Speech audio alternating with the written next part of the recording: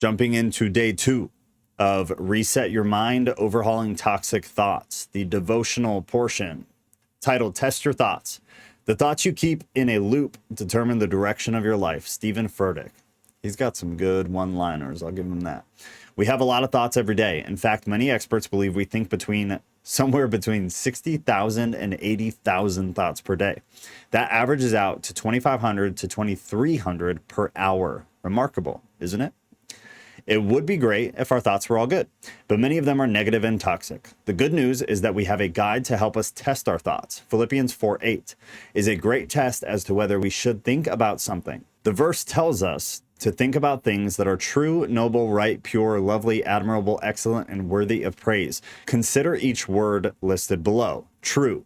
One of the most important things to consider about our thoughts is, are they true? Too often our thoughts are just not true. That is so accurate.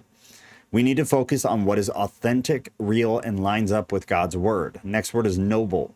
Because we are children of God, we are in the highest of ranks. Our thoughts should be royal and regal.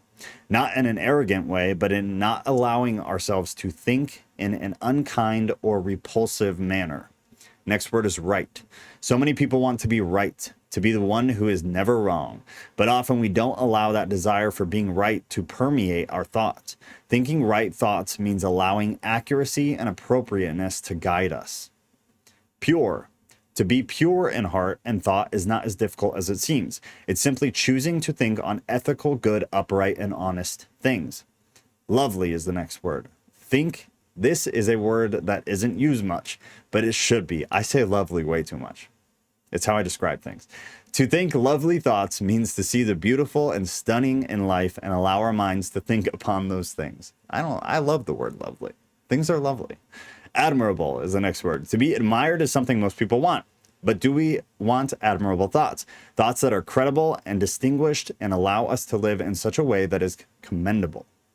Excellent is the next word. The best of the best is what is excellent. When our thoughts are excellent, they are superb, exceptional, and fabulous. I swear my phone rings no matter where I am.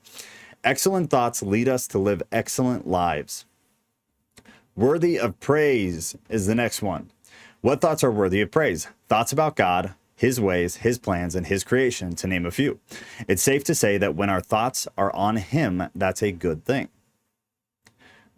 We can test our thoughts every day. As we do this, eventually we won't have to test many of our thoughts because we will already know if they meet up to the standards in Philippians 4:8. We will never be able to adjust every negative thought that approaches our awareness, but we can certainly try to free our minds from toxic thinking. One thought at a time. Reflect. Write out Philippians 4:8 in 3 different Bible versions and compare them. Ask God for insight. So actually do that. If you're taking the time to watch these devotionals, the few of you that are, if you're not doing these things and doing the homework, then why are you even watching it? Really, this isn't going to help you unless then you take action after we do them. So write out Philippians 4:8, 3 different Bible versions, and then compare them and pray dangerously for God's insight. Let's see what the verse is for today. Philippians 4:8. Shocker. So write this out. Write it in the NIV, the ESV, and then pick another one for yourself. But I would say, honestly, to do the NIV and the ESV. Finally, brothers and sisters, whatever is true, whatever is noble, whatever is right, whatever is pure, whatever is lovely, whatever is admirable, if anything is excellent or praiseworthy, think about such things. So do the homework. Write this down in 3 different Bible versions. Pray dangerously for some insight from God on the verse. And then personally, I would advise you to ask God to help you integrate this text into your life over the next 5 days.